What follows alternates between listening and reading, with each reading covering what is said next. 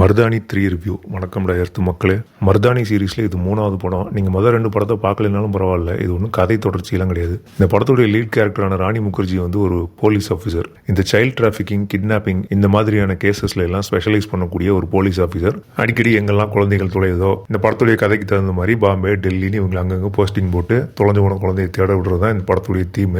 இந்த படத்துடைய கதை கருவும் அதே தான். ஷிவானி சிவாஜி ராய் அப்படின்னு அழைக்கப்படுற நம்மளுடைய ராணி முகர்ஜி வந்து சும்மா போலீஸ் யூனிஃபார்ம் போட்டதுனால இவங்க போலீஸ் நம்ம நம்பணும் அப்படிங்கிற மாதிரி இல்லை. உண்மையிலே நல்லா போர்ட்ஸான போல சட்டையும் பேண்ட்டையும் போட்டுக்கிட்டு எவனா இருந்தாலும் வந்து பாடுறா அப்படின்றோம். கராத்த பழகிருப்பா போல.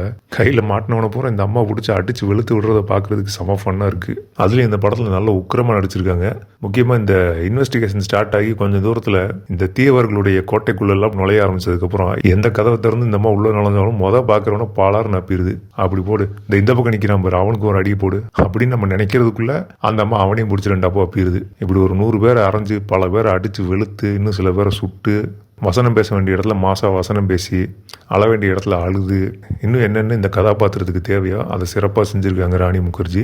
இந்த படத்துடைய கதை என்னவென்றால், இந்தியாவின் வெளிநாட்டு தூதராக இருக்கக்கூடிய ஒரு பெரிய அதிகாரியுடைய மகள் கடத்தப்படுறா. அவளோட சேர்த்து அந்த வீட்டில் வேலை பார்க்குறவருடைய மகளையும் சேர்த்து கடத்திட்டு போயிடுறாங்க. கடத்திட்டு போனவங்க கொஞ்ச நேரம் ஆனதுக்கப்புறமும் எந்த விதமான ரேன்சம் காலும் பண்ணல அப்படின்ன உடனே இவங்க காசுக்காக கடத்தின மாதிரி தெரியல, இவங்க கடத்தின பொண்ணு பெரிய இடத்து பொண்ணுன்னே தெரியாம தான் கடத்திருக்கானுங்க அப்படின்னு சந்தேகப்பட்டு அதுலேருந்து இந்த கேஸை இன்வெஸ்டிகேட் பண்ண ஆரம்பிக்கிறாங்க. ஆப்வியஸ்லி இந்த மாதிரி ஒரு பிரச்சனை நடந்த உடனே இந்த மாதிரியான கேஸ் எல்லாம் இன்வெஸ்டிகேட் பண்றதுக்கு இந்த பொம்பளை தான் சரியா இருப்பா அப்படின்னு நம்ம சிவானி சிவாஜி ராய் அவங்கள வந்து டிரான்ஸ்ஃபரை போட்டு இந்த கேஸ்குள்ள இறக்கி விடுறாங்க. அந்த அம்மா களத்தில் இறங்கினோன்னா கொடன் குறைஞ்சு இன்வெஸ்டிகேஷன் பண்ணி இந்த கடத்தல் கும்பலை பூரா விரட்டி பிடிச்சி கடைசி அந்த குழந்தையை காப்பாத்துச்சா இல்லையா அப்படிங்கிறது தான் இந்த கதை. என்னதான் ஒரு டெம்ப்ளேட் கதைனாலும் நான் சொன்ன அளவுக்கு அவ்வளோ சிம்பிளா இல்லை. இன்னும் இதுல சில இன்ட்ரெஸ்டிங்கான கேரக்டர்ஸ் இருக்கு, நம்ம எதிர்பார்க்காத வில்லன்கள் இருக்காங்க.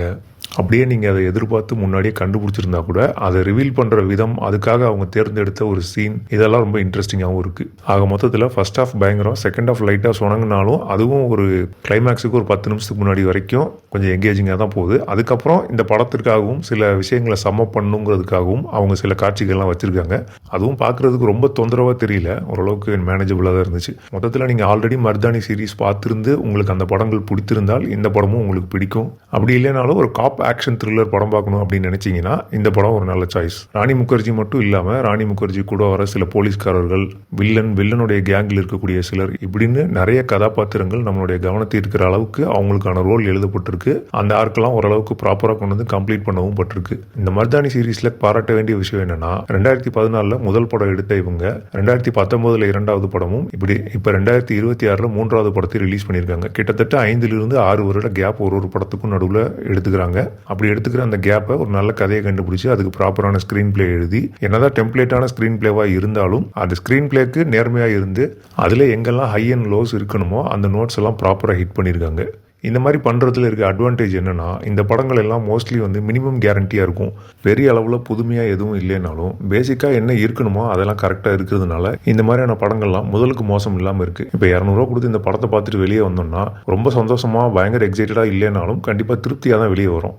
இது வந்து 10ல் 2 படம் மட்டும் அச்சீவ் பண்ணக்கூடிய ஒரு ஸ்டாண்டர்டாக இருக்கக்கூடாது. இதுதான் பேசிக் ஸ்டாண்டர்டு. இந்த அளவுக்காவது இருந்தால் மட்டுமே ஒரு கதையும் ஒரு ஸ்க்ரீன் பிளேவையும் எடுத்துகிட்டு போய் ஷூட் பண்ணி இந்த அளவுக்கு ஒரு அவுட்புட் கொடுக்க முடிஞ்சால் மட்டுமே அதை ப்ராஜெக்டாக கன்வெர்ட் பண்ண ட்ரை பண்ணணும்.